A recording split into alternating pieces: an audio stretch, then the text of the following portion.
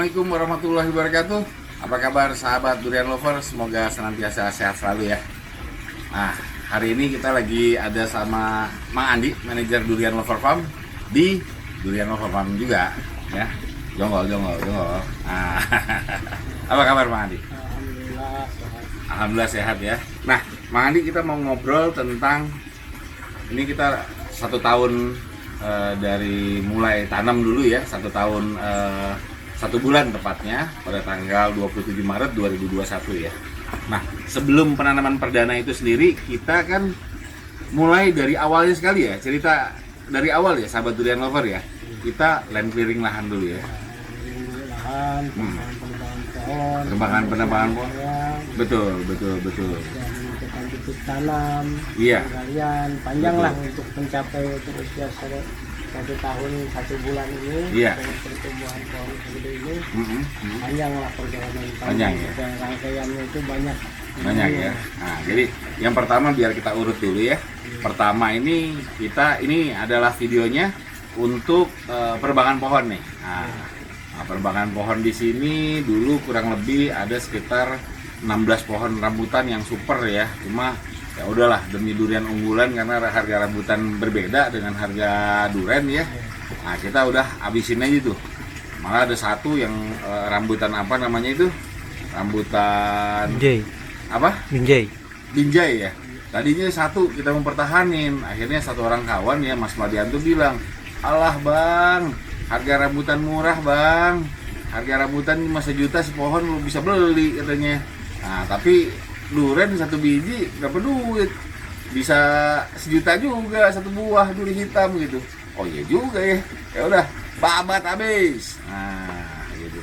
Ya akhirnya kita semuanya di land clearing ya, termasuk yang bambu ya. Nah, kesulitannya yang paling tinggi adalah bambu ya. Bambu itu wah banyak sekali ininya ya. Iya, sampai sekarang juga kalau tunggaknya masih belum habis. Tunggak bambu itu ya. Iya. Ah. Masih hidup. Iya, itu ya. Jadi pelan-pelan kita memang ini rapihkan bekas tunggul bambunya, tapi kelebihannya adalah di daerah tempat rumpun bambu itu tanahnya sangat subur ya Mandi ya. Nah, itu ya. Ya, oke, berikutnya ke video yang kita persiapan lahan. Kita setelah lahannya sudah bersih, kita ukur-ukur, kita pakai ajir ya, pakai tali, kita ukur-ukur jarak tanam kita pada saat itu adalah 8 meter ya. Kita putuskan pada saat itu 8 meter karena apa? Karena lahan di sini sudah mahal Mandi ya. Lahan di sini sudah mahal karena kebun kita bukan di tengah hutan ya, maaf ya. Kita di samping kota mandiri Citra Indah City. Nah, jadi karena memang berbatasan pagar dengan perumahan Citra, kita harganya sudah mahal. Dan ketika kita tanam untuk 8 meter jarak antar tanamnya, diharapkan baru sekitar 7 tahun nanti mungkin baru ketemu. Itu juga enggak ya, kita ngelihat di kebun montong 8 meter enggak ketemu ya. Nggak ketemu, walaupun udah besar, udah usia 19 tahun. Iya. Jadi itu menurut kami pada saat itu kita putuskan itu nggak ada masalah, 8 meter sudah ideal gitu ya. Jadi sudah ditentukan. Oke.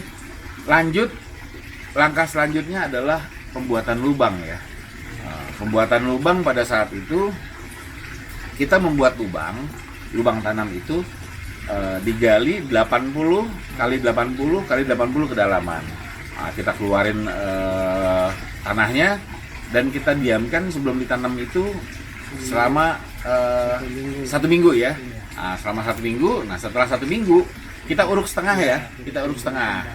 Nah, kita timbun kembali ya. Didiamkan 1 minggu lagi sampai ke bibit datang ya. Nah, jadi seperti itu. Nah, tujuannya apa? Lubang tanam itu kan 80 kali 80. Jadi itu sebenarnya agak longgar ya untuk tanaman baru ya. Ketika ditanam dia punya tanah gembur Mang Andi ya. Nah, di sekitar anggaplah ukuran tabu lampot ya.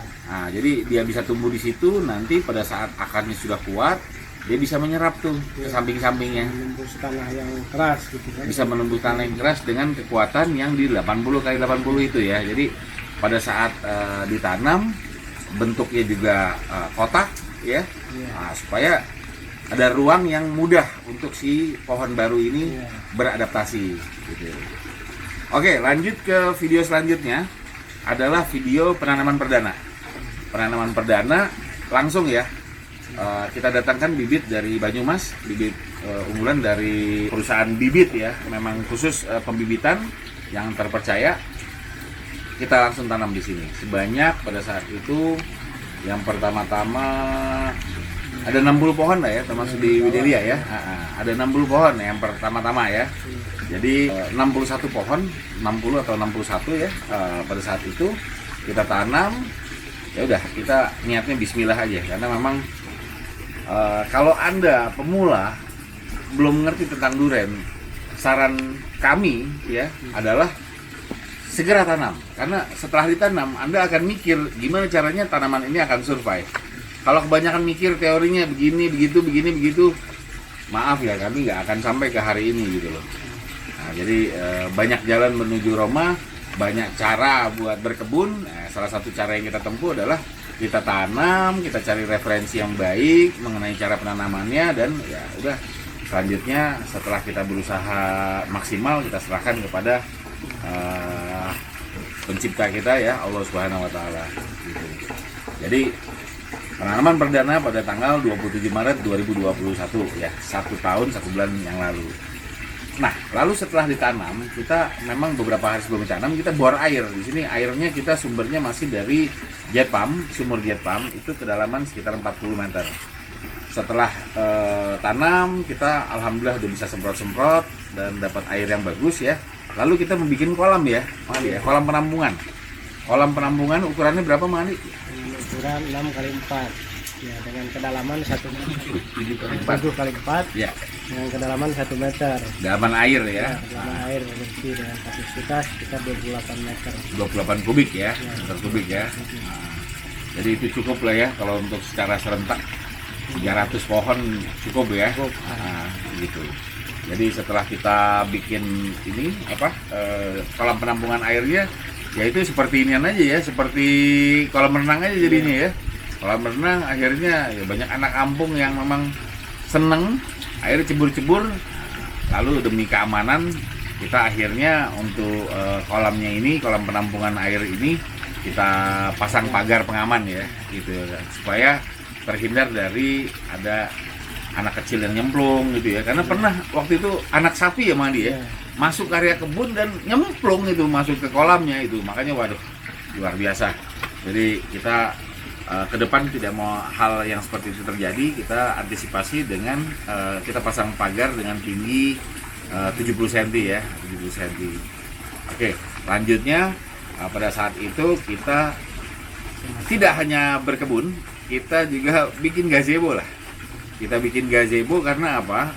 Karena memang kita butuh tempat istirahat juga di sini, butuh untuk tempat sholat ya. Air sudah ada buat wudhu, kita butuh untuk sholat, dan juga kita pasang pagar panel tadi ya. Instalasi gazebo waktu itu bareng dengan pagar panel yang memisahkan antara kebun dengan rumah ya, pemukiman ya. Karena tadinya kalau kita pasang gazebo di situ, di sebelah itu masih ada warga yang masih pakai jamban ya.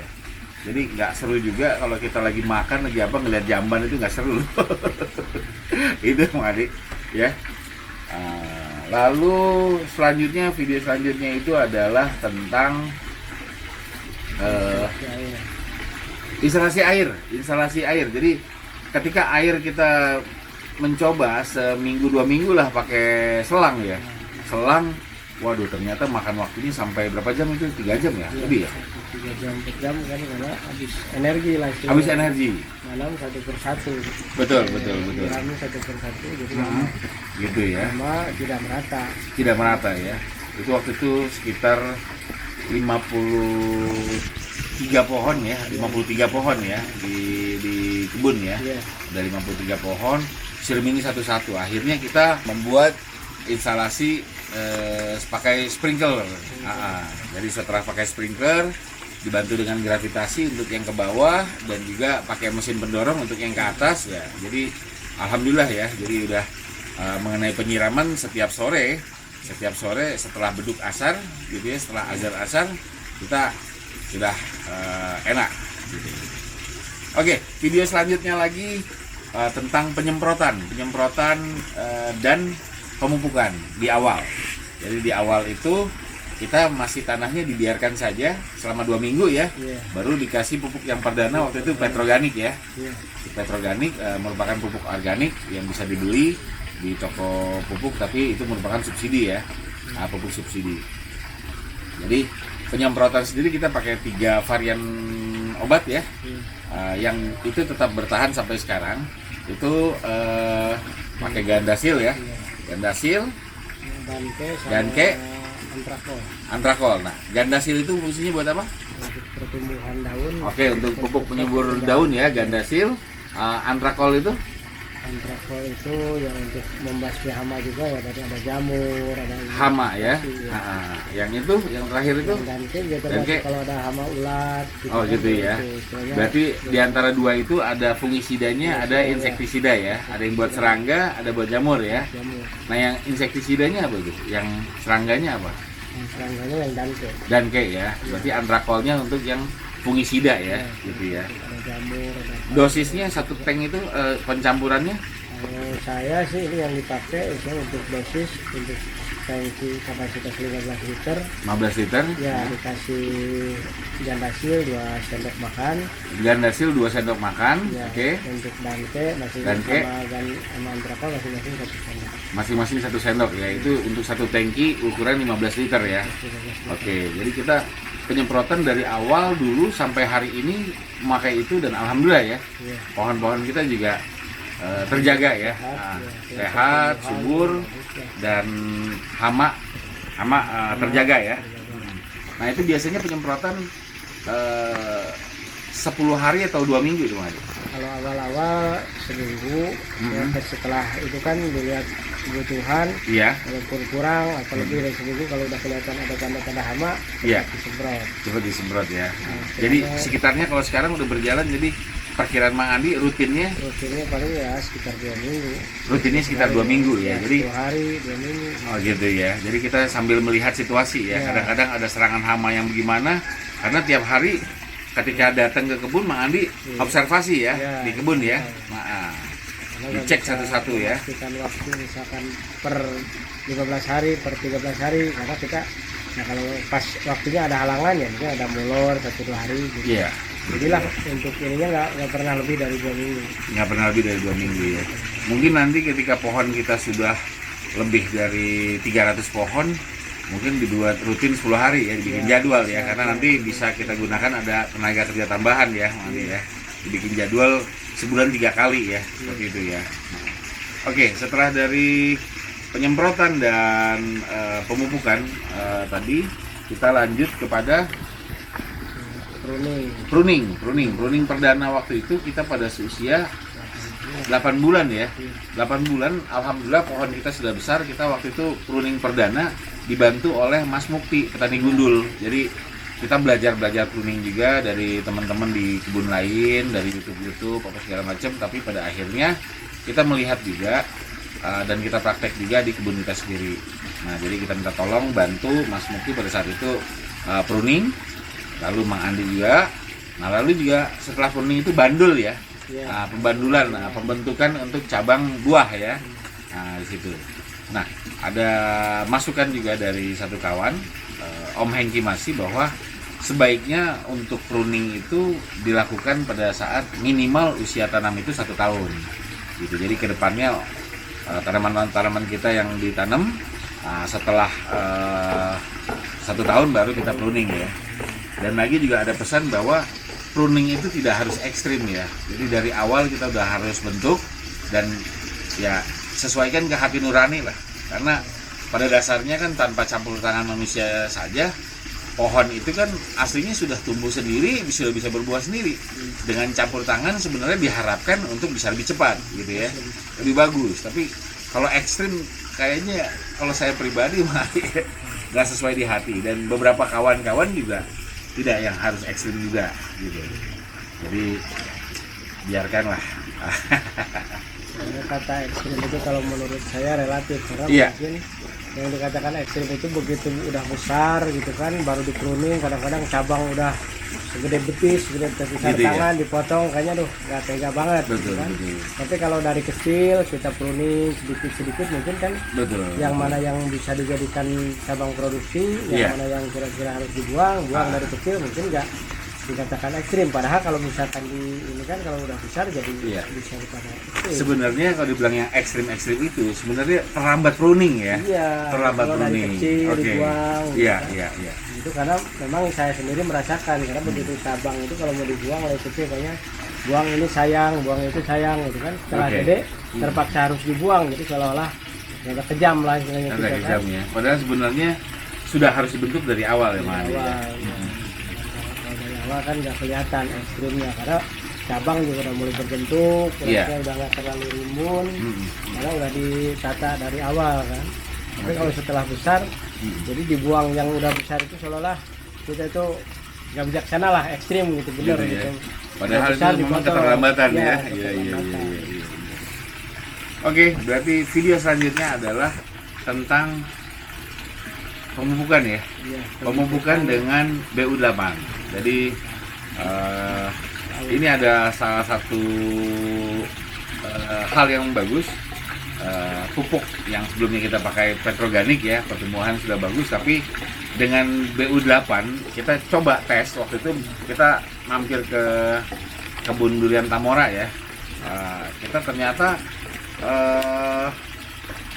kita cobain pupuk BU8 gitu ya.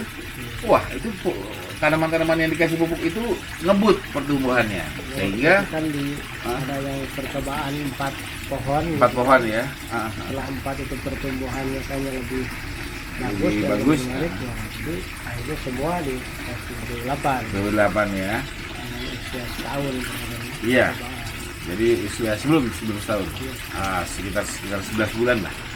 Jadi usia 11 bulan kemarin kita kasih, karena pohon kita usia 11 bulan itu sudah besar ya, dikasih masing-masing 2 karung ya. Satu karungnya isi 12 kilo. Satu karung isi 12 kilo. Kita kasih masing-masing 2 karung, ditaruh di piringan luar ya, piringan luar dari tanaman tersebut, dan itu tidak ditimbun lagi ya, terbuka saja ya, karena organik sifatnya, jadi nggak terlalu yang menguap ya, nggak kena bubuk. Paling cuma dikasih sedikit got ya, supaya air hujan ketika kena ke pupuk tersebut, pupuknya nggak kebawa ke mana-mana ya, tetap ngantong di gotnya tersebut gitu ya. Oke, jadi sampai ke pemupukan kemarin, pekerjaan rutin yang kita lakukan adalah cover crop ya. Cover crop nih, pemangkasan rumput. Karena kalau kita nggak pangkas rumput, itu rumputnya luar biasa tingginya, karena memang di sini subur sekali ya, Mas Andi ya. pH tanah di sini 6,8 sampai 7 ya. Jadi subur sekali dan memang cocok, aslinya memang kebun duren. Jadi pemangkasan itu rutin ya. Kalau biasanya target kita 3 bulan sekali baru pangkas, ternyata di sini 2 bulan sekali itu udah gondrong. Makanya memang harus dibikin rutin ya. Nah, oke. Jadi dalam perkembangan, karena demi keamanan pohon, lalu kita buat pagar ya, pagar pelindung tanaman ya, pagar pelindung tanaman juga. Pagar pelindung tanaman supaya tamu-tamu kita yang datang ke sini, karena makin lama ini makin meluas kebunnya, supaya tidak bisa langsung akses ke titik tanam, termasuk juga kepada warga sekitar. Jadi jangan bebas bolak-balik, tapi nanti akhirnya mengganggu tanaman kita gitu ya. Kita antisipasi dari awal lah. Seperti misalnya ada anak sapi masuk, kalau memang tidak dipagar kan itu kan bahaya nanti kena ke pohon yang sudah kita rawat intensif ini gitu. Oke, jadi ada beberapa bangunan, diantaranya adalah pembangunan guest house, lalu ada gudang kebun, lalu ada tempat terbuka kanopi itu ya, buat multifungsi,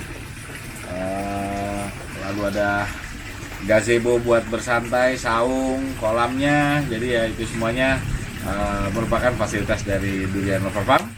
Begitu Mang Andi. Jadi kita itu review dari kurang lebih setahun yang lewat ya, satu bulan yang lewat. Mudah-mudahan bisa menjadi inspirasi buat sahabat durian lover dimanapun Anda berada gitu ya, Mandi ya. Oke, akhirul kata, terima kasih kepada semuanya dan wassalamualaikum warahmatullahi wabarakatuh.